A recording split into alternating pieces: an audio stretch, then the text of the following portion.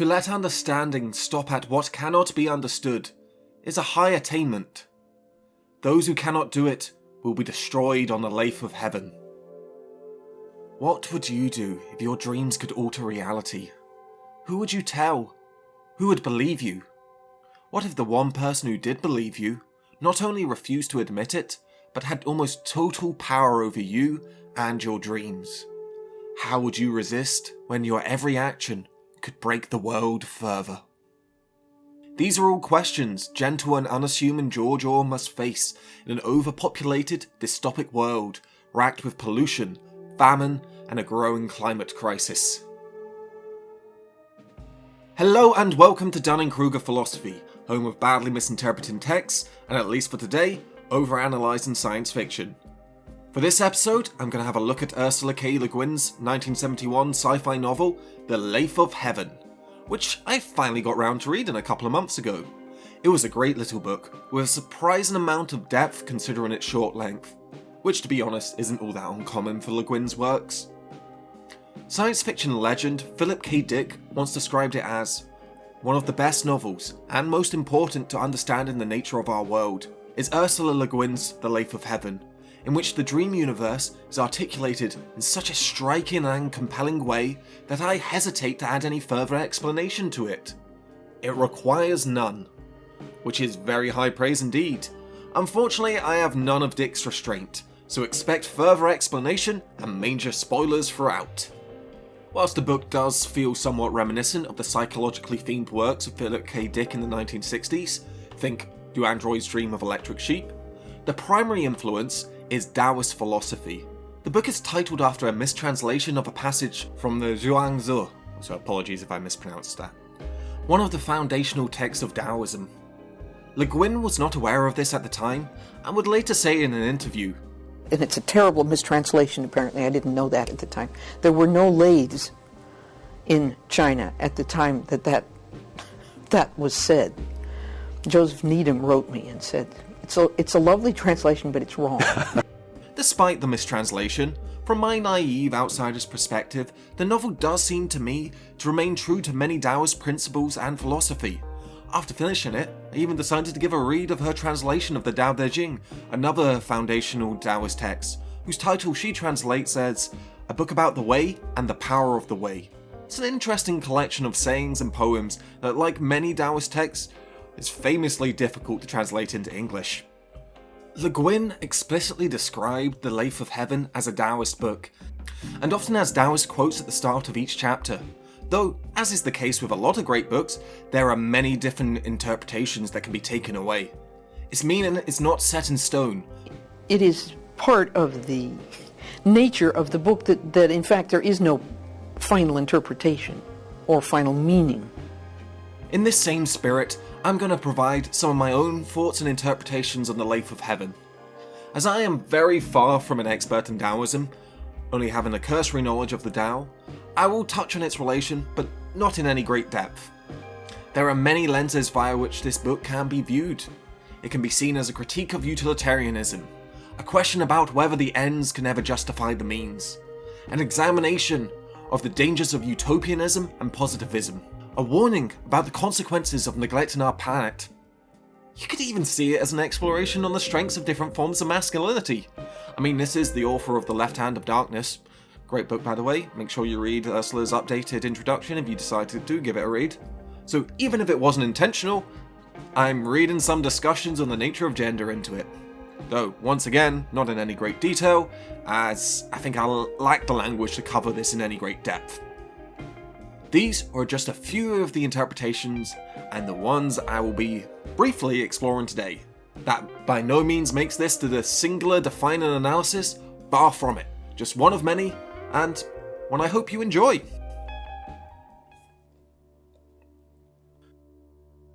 So, as you can probably see, despite its short length, less than 200 pages, The Lathe of Heaven is a philosophically rich book.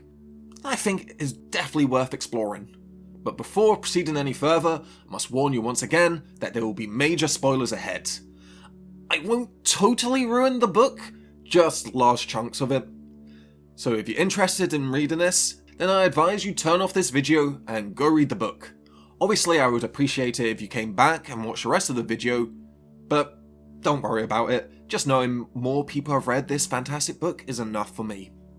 So anyway, The Lathe of Heaven begins with our protagonist, George Orr, collapsing on the floor after a drug overdose of barbiturates and amphetamines.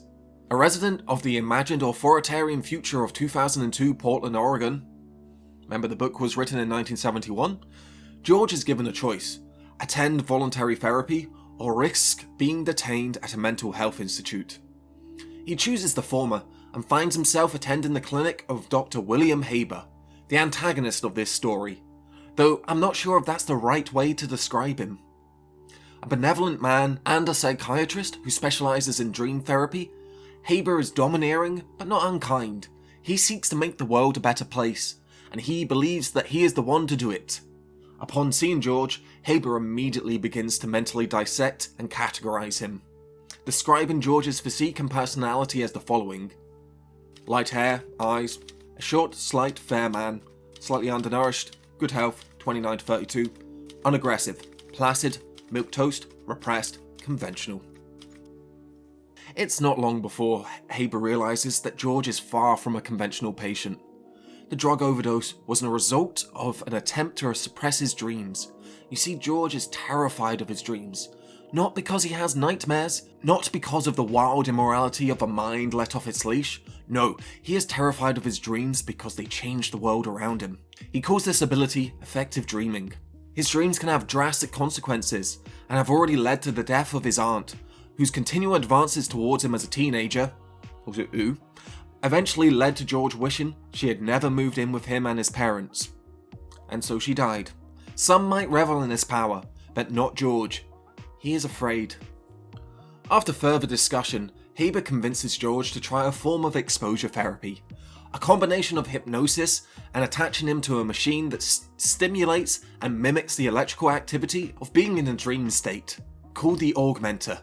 Think Sci-Fi EEG machine. The idea being that George's dreams will be more controlled thanks to him being primed with hypnotic suggestions, showing George that he doesn't need to fear them. Haber tells him to dream of a horse, sets up his machine, and gets to work.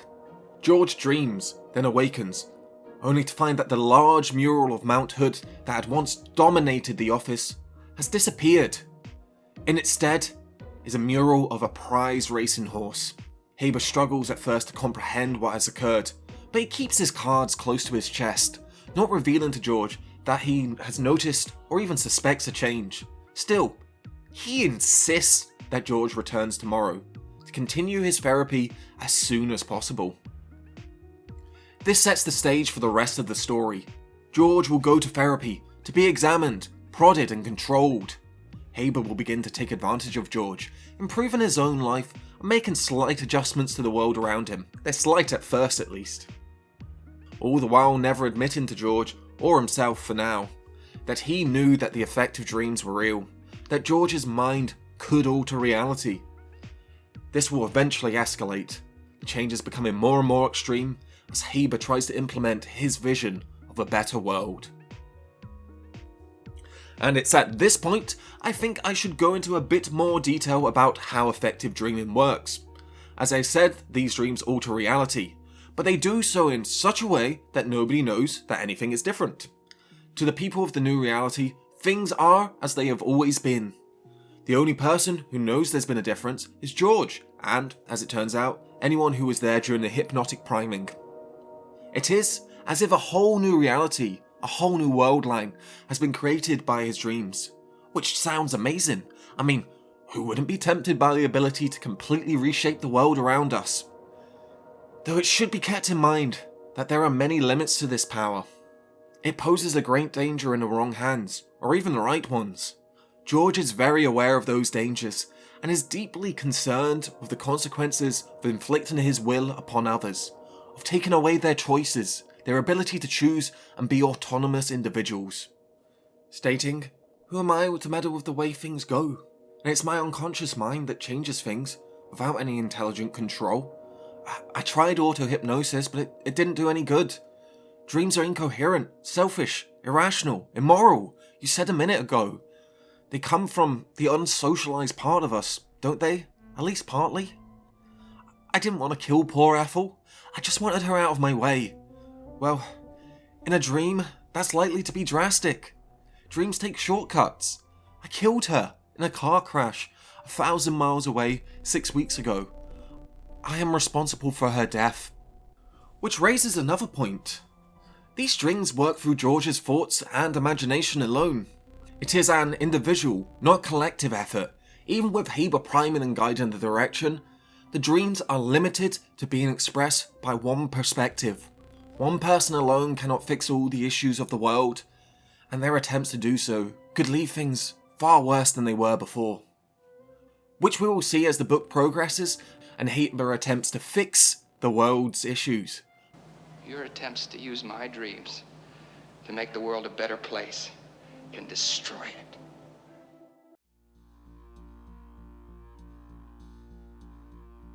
George is becoming increasingly concerned with the way his therapy is going, and he's keenly aware of the limited power he has in this situation.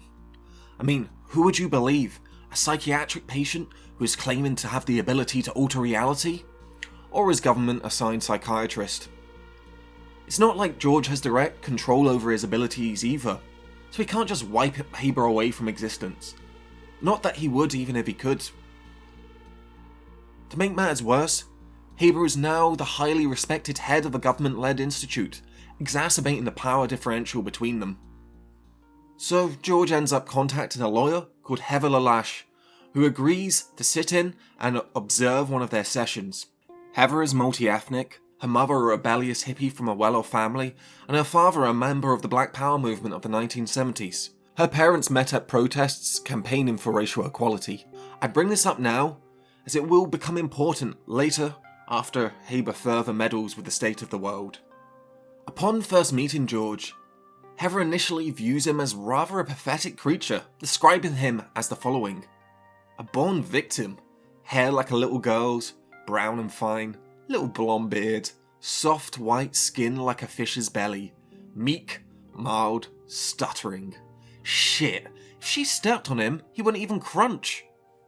This perspective on George is quite common, both in our worlds and his. He is seen by many as weak, spineless, not a real man, which sits in contrast with the extroverted and patriarchal force that is Haber. Now, I'm probably not the best person to discuss the relation of gender theory to the Lathe of Heaven. My knowledge is cursory. Still, I honestly think there is a lot that could be said about the different forms of masculinity represented by George and Haber. So, I will probably touch on this again in a bit more detail later on. To me, and I think to Ursula as well, George is also a representative of living by the Taoist concept of Wu Wei, to act without acting. Its literal translation is inaction or effortless action, but I think that translation misses the point somewhat. It is to act in harmony with the world around you, for the ripples of your actions and your choices to not impede the natural course of the universe. Though I'm not sure if that's entirely right either. To be honest, a lot of Taoism goes over my head. Sometimes it feels like writing these scripts is just an exercise in me telling you things I do not know or do not fully understand. Maybe this means I won't be destroyed on the Lathe of Heaven. I'm gonna jump ahead in the book for just a little bit, as I find the Taoist aspect of George's character interesting, and I wish to expand upon it just a little bit more. At some point, Haber has George undergo a personality test, and he discusses the results with him. Haber says the following: neither dominant nor submissive. Independence, dependence, same thing.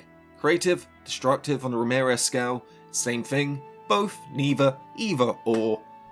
Where there's an opposed pair, a polarity, you're in the middle. Where there's a scale, you're at the balanced point. You cancel out so thoroughly that in a sense, nothing is left. Now Waters down at med school reads the results a bit differently. He says your lack of social achievement is a result of your holistic adjustment, wherever that is. And that what I see as self-cancellation is a peculiar state of poise or self-harmony. I think I agree with Waters down at med school. What Haber sees as emptiness, passivity, and lack of ambition could easily just be interpreted as being content with his life. George acts in harmony with the world around him. He isn't interested in more power, more wealth, more prestige, only in living his life in such a way that he doesn't cause harm to those around him. Seems very wu-wei to me. Also, I have to mention, for those who have already read the book, Heber viewing George as empty is especially ironic considering his ultimate fate. But back to wherever we were in the book, the session in which Heather attends leads to the most dramatic change we've discussed so far. Hypnotising George once again, Heber tells him, "You're going to have a dream in which you feel uncrowded, unsqueezed. You'll dream about all the elbow room there is in the world, all the freedom you have to move around." The results are immediate. The population of the world is drastically reduced, as it becomes apparent that in this new reality, a deadly, pollution-induced plague has wiped out 90% of the world's population. You see, the means by which this less crowded world occurs were never specified, so the end result was death on an almost incomprehensible scale. Heber is relatively satisfied with this result, stating, "There's no overpopulation now. Was there any other solution beside nuclear war?" Since the ends are what are important to Heber, this is an acceptable solution. The means may have been horrific, but the ends, a world without hunger, are worth it to him. Some of you might think that this would help the pre-existing tensions in the world, that border conflicts would die out, that without overpopulation, everything would be better, there wouldn't be this rush competing for resources. But in fact, the opposite was the result. The world has been brought into further conflict, as a war in the Middle East escalates and threatens to bring the world to the edge of nuclear annihilation. Losing most of your friends and family tends to leave people in a bit of a pissed off mood. This drastic change shakes George, and for now, Heather is unable to face it at all. The man can always reject the existence of multiple world lines, even if it was present at the change. So George continues to see Heber, always finding himself stuck under the good doctor's ministrations, no matter how much the world changes.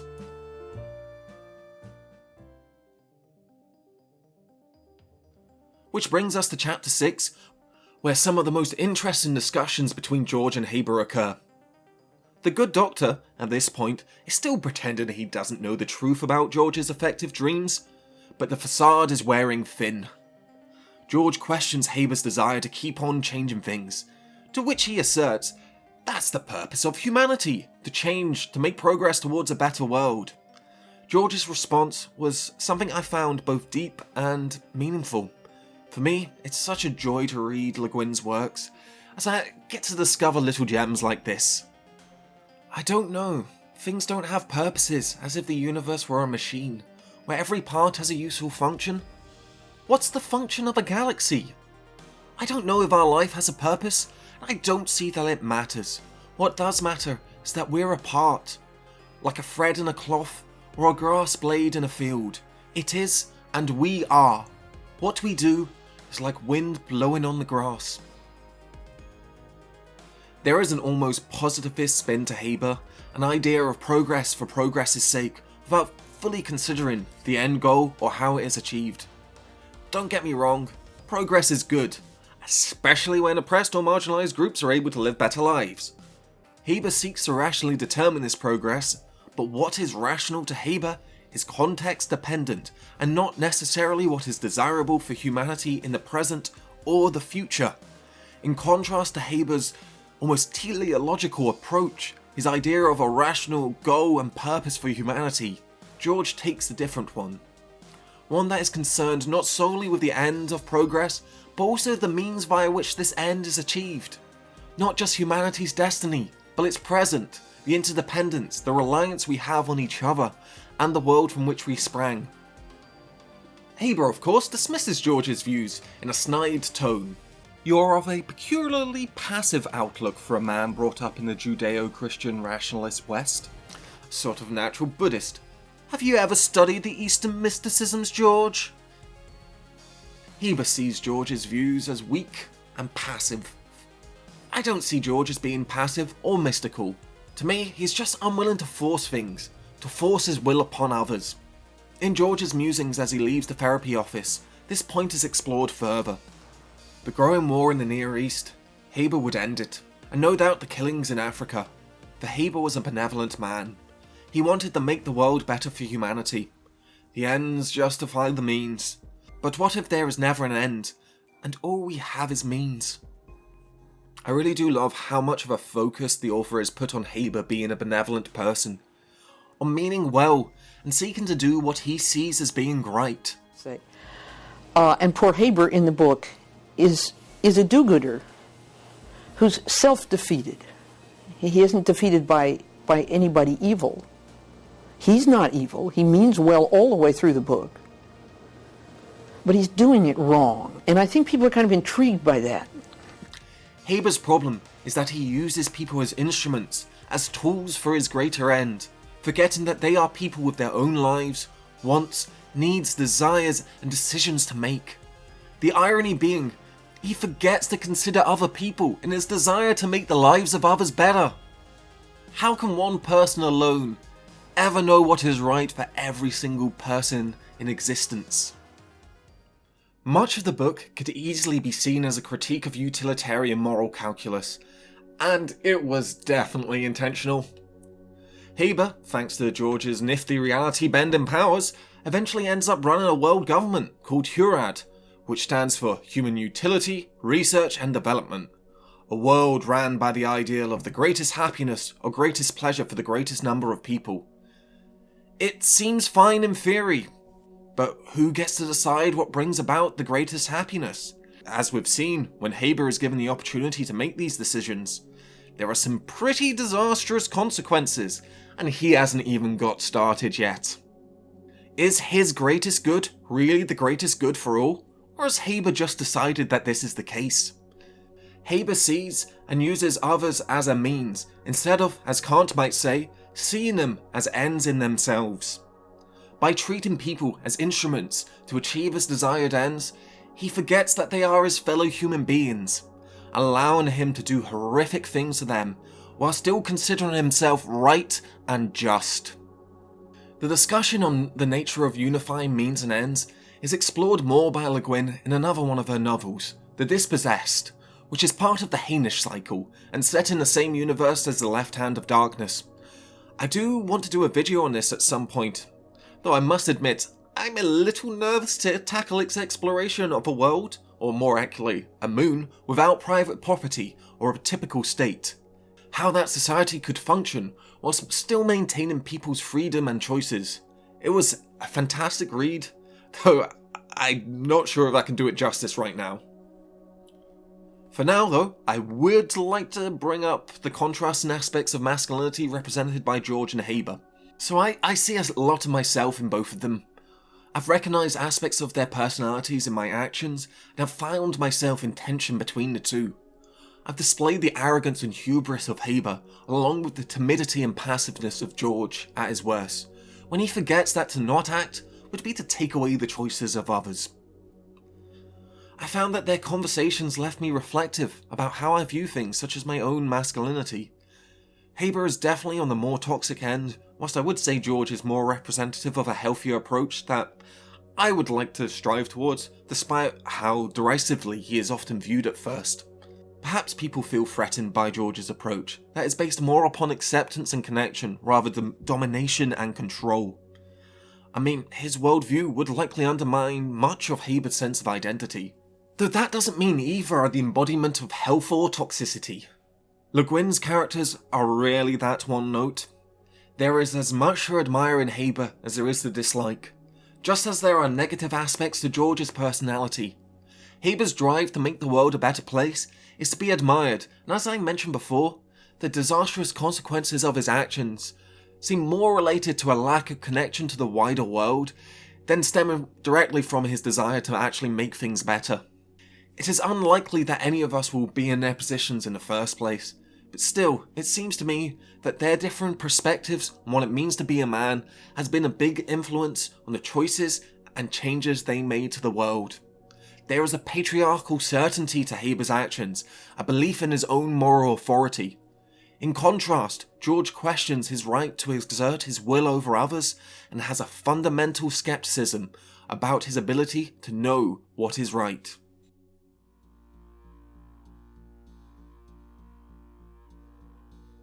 I think that's enough gender talk for now, and let's get back to where we were in the book.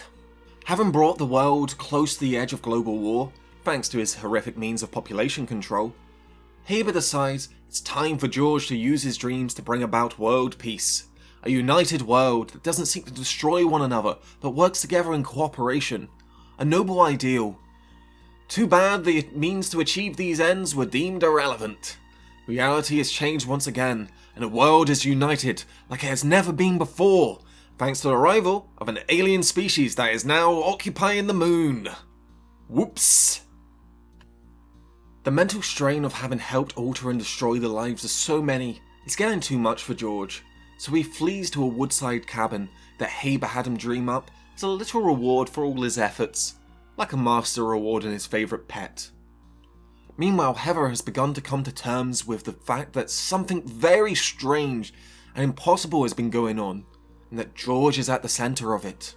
Understandably wary of seeking out Heber, Heather tracks down George to confront him with her suspicions. She finds him in quite a state, having kept himself awake for the last few days in order to prevent further effective dreams. Heather helps George get himself together somewhat, and the two of them discuss much of what has been happening.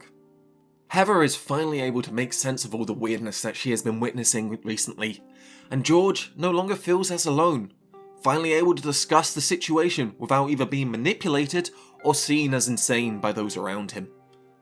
As they open up to each other, discussing their lives and experiences, we see Heather's perspective on George begin to shift, thinking to herself, are there really people without resentment, without hate, she wondered? People who never go cross-grained to the universe, who recognise evil and resist evil, and yet are utterly unaffected by it? Whilst at first she saw him as a weak, pathetic creature, she now recognises the internal strength and fortitude George must have shown. To have so much power and not abuse it, to be treated with contempt and not let resentment overcome him. They recognise the kindness and strength in each other, and the beginnings of a relationship starts to form. This is also the point where the readers learn, if it wasn't for George's effective dreams, that the world would have already ended in April 1998. I'm just going to go ahead and read this longer section verbatim. It was that same world as the first one you remember, with a population of 7 billion. Only it was worse. Nobody but some of the European countries got rationing and pollution control and birth control going early enough, in the 70s, and so when we finally did try to control the food distribution, it was too late, there wasn't enough, and the mafia ran the black market. Everybody had to buy on the black market to get anything to eat, and a lot of people didn't get anything. They rewrote the Constitution in 1984, the way you remember, but things were so bad then that it was a lot worse. It didn't even pretend to be a democracy anymore. It was a sort of police state. But it didn't work. It fell apart right away. When I was 15, the schools closed. There wasn't any plague, but there were epidemics, one after another. Dysentery and hepatitis and then bubonic. But mostly people starved. And then in 93, the war started up in the Near East. But it was different. It was Israel against the Arabs in Egypt. All the big countries got in on it. One of the African states came in on the Arab side and used nuclear bombs on 2 cities in Israel, and so we helped them retaliate, and... He was silent for some while, and then went on, apparently not realising that there was any gap in his telling. I was trying to get out of the city. I wanted to get into Forest Park. I was sick. I couldn't go on walking. I sat down on the steps of this house up in the West Hills. The houses were all burnt up, but the steps were cement. I remember there were some dandelions flowering in the crack between the steps. I sat there. I couldn't get up again. I knew I couldn't. I kept thinking. I was standing up and going on, getting out of the city. But it was just delirium. I'd come to and see the dandelions again and know I was dying. And that everything else was dying. And then I had this dream. So often whilst reading Ursula Guin's writings, it feels like she's predicting parts of the future. But that's the wrong way to look at it. I think for her, speculative fiction is about reflecting upon and commenting on the present, on the tensions and struggles that were faced in her day and what they could potentially lead to. This revelation helps George and Heather come to the conclusion that maybe some alterations can and should be made. At least that's how I see it. Together they decide to have Heather, who luckily took some psychology classes at college, hypnotize George.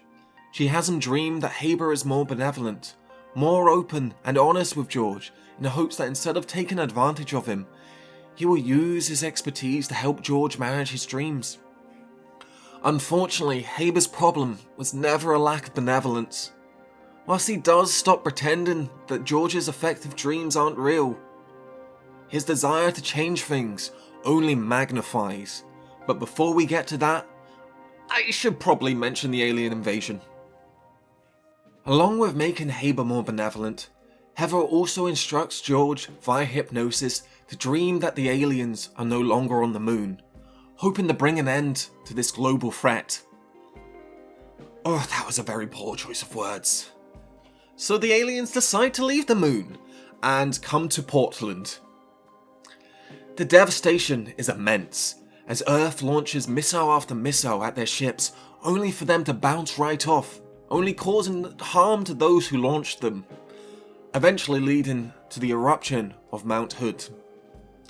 George, in an effort to stop this catastrophe, meets up with Haber at the Institute. Haber instructs George to dream of peace with everyone and places him in a dream state with the augmenter. Just as it looks like the strange aliens that resemble sea turtles standing on their hind legs are about to end Haber's life, the dream takes effect. The alien puts out an armoured appendage, only to find, instead of an alien weaponry, a voice is emitted asking for peace and communication. It turns out the whole war was a massive mistake linked to communication issues. The aliens known as the Aldebranians, oddly enough, seem to recognise George's abilities, describing him as worthy and as a Iaklu, whatever that means. Haber then conveys their peaceful intentions to the world and helps clean up some of the damage using George's mind. The aliens promptly integrate themselves into human society, setting up shops, visiting tourist sites, all the while being strangely friendly and carefree.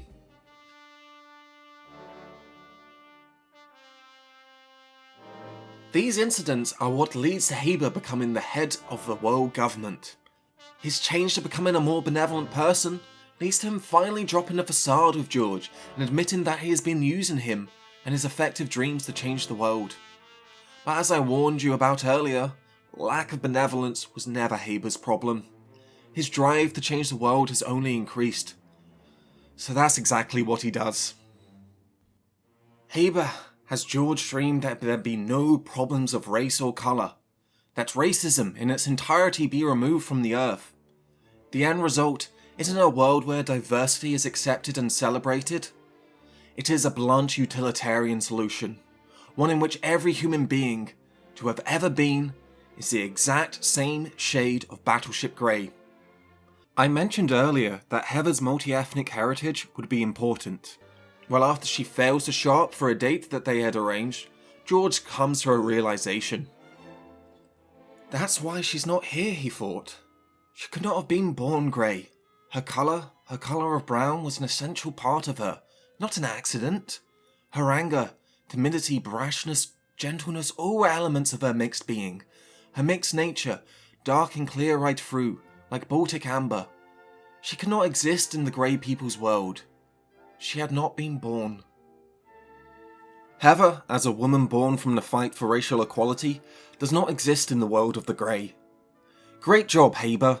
I'm sure wiping out diversity won't have any other horrible implications. Now, I do want to take the time to mention that to me there is a bit of a tone of racial essentialism to George's thoughts on Heather, an equating of her personality, her assertiveness, to Heather's African-American heritage that is present throughout the book. When she is later returned to the world as a grey person, she is very meek and submissive. Though this doesn't necessarily mean that these traits are intrinsic or essential to her heritage, it could also be seen as a result of the negative experiences underwent growing up as a multi-ethnic woman in a deeply divided and racist society. So no, I don't think this means Ursula Guin was secretly super racist or anything like that. Far from it. She made a deliberate effort to present culturally and racially diverse casts in many of her books, even as early as the 1960s. I mean to say that Ursula was not a perfect writer or a person. Like all human beings, she had her flaws, but she was always willing to try and learn from those flaws and mistakes. Le Guin made a bit of a habit of calling out issues with her previous books. I also think, despite a tone of essentialism, there is an important point being made in that last quote. To me, a big part of racism is a desire for homogeneity, that this land or country should only belong to those viewed as being part of the in-group, the same as the racist. You haven't solved racism, Haber, with this grey utilitarian solution. If anything, this us versus them mentality will inevitably be expressed in a different way. All you've done is take away a part of people's identity. Difference should be celebrated, not shunned. Haber's solution is just another way of saying, you are different, therefore you shouldn't exist. At least that's the opinion of this privileged white guy, so take what I say with a grain of salt. What are you going to do next, Haber? Cure all disease? Yes he is, and since the means don't matter to Haber, the ends are achieved in a suitably horrific way. Via eugenics. In this new, healthy society, there is no more sickness. Anyone displaying any symptoms or signs of any kind of genetic condition or long-term illness such as cancer is swiftly and ruthlessly eliminated by their fellow citizens. Quote, "This is a citizen's arrest. Passers-by, please take notice," the tall man was saying in a piercing, nervous tenor. "This man, Harvey T. Gono, is ill with an incurable, malignant abdominal cancer, but has concealed his whereabouts from the authorities and continues to live with his wife." One of the witnesses helped hold the feebly struggling criminal, or escaped, pushing head down through the crowd, before Marin administered euthanasia with the hypodermic gun worn by all adults who had earned their civic responsibility certificate. He himself wore one. It was a legal obligation. End quote. So that's me personally dead. I have an autoimmune condition known as Crohn's disease, so in Haber's utopia, I would be purged for the greater good of all. This has always been one of my greatest issues with utilitarianism. It can lead to arguments that the lives of the sick or disabled have less value or worth. Which is a broad generalisation, I know. It is also worth noting that one of the foremost utilitarians of the modern day, Peter Singer, is well known for getting on the wrong side of disability advocacy groups.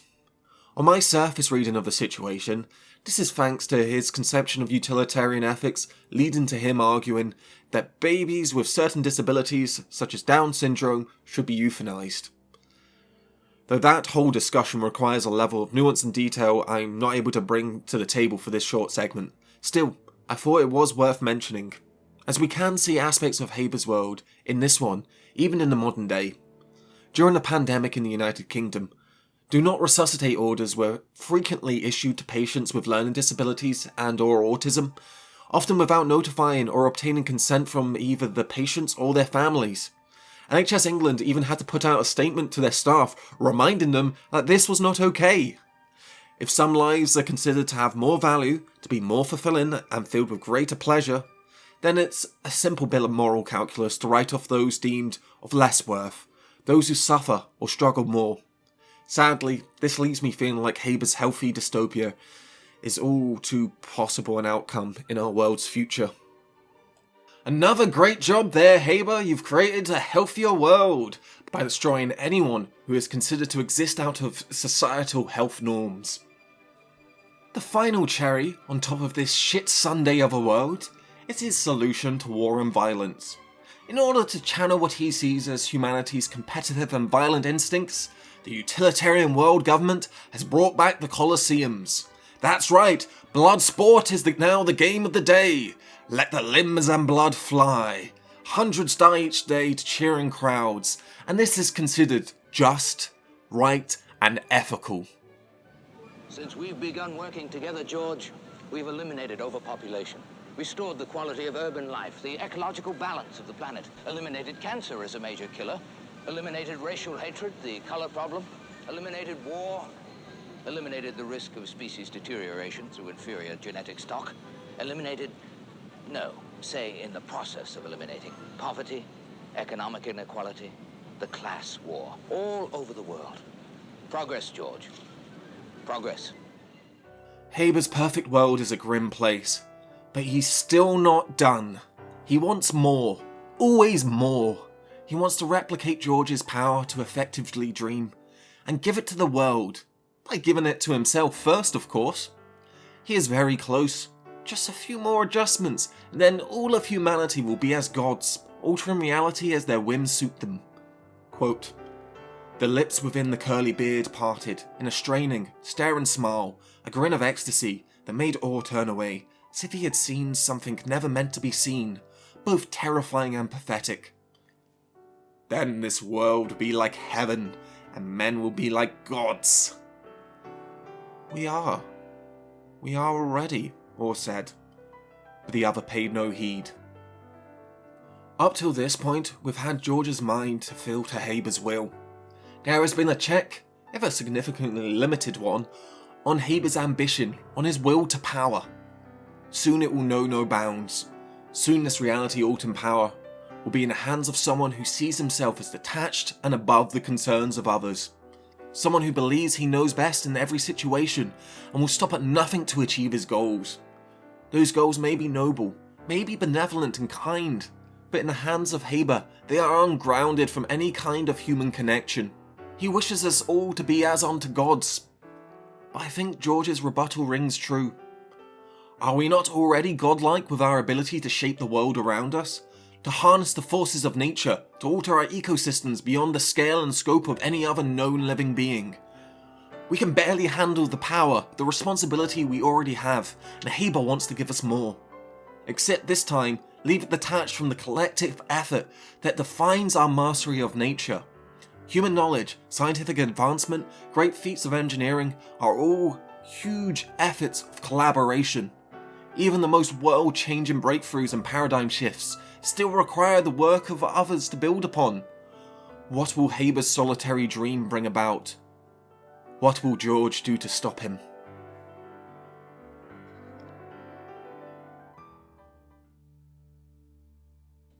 I've decided I'm not going to answer these questions. I know I've already spoiled much of this book, but I can't bring myself to finish the job. Plus, I'm quite tired. So apologies to you all, because instead, I'm going to leave you hanging. On the off chance that what I've done so far encourages you to read or listen to the book yourselves. I mean, aren't you curious about what's going to happen?